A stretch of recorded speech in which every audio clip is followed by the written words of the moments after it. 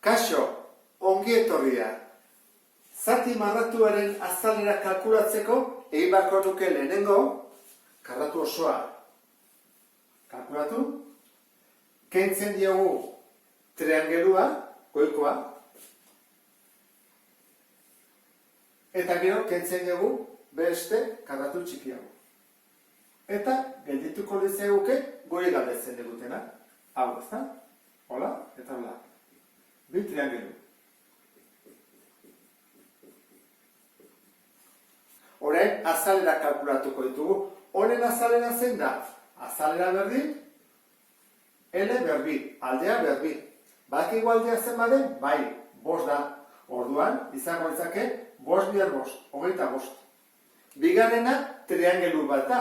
Bere formula da, oina bider altura, zati bi. Badakigu oina zen baden?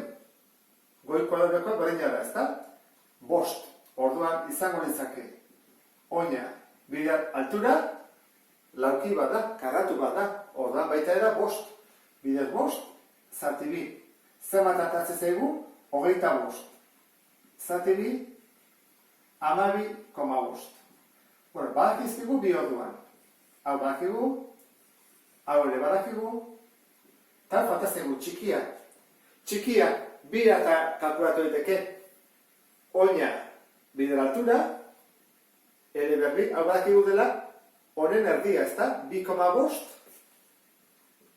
eta 2,5. Izango zateke 2,5 berbi, edo nik egin da bezala. Hau badakigu laurdena dela. Hora egiten badut, laurdena da, orduan da, hau, zati lau. Eta atako litzaiguke 6,25 zentimetro karratu. Jakin da, honen azalera, horena, torena, egin bako duguna da. 25 kendu 12,5 eta gero 6,25. Zertatzen zaigu, 6,25 zentimetro karratu direla. Horrek esan nahi du, bi triangeloen batura dela karratu hau. Txikia, logikoa da, ezta? Ikusten dezun bezala. Horrela bukatuko genuke problema hau. Beste bat arte, agur.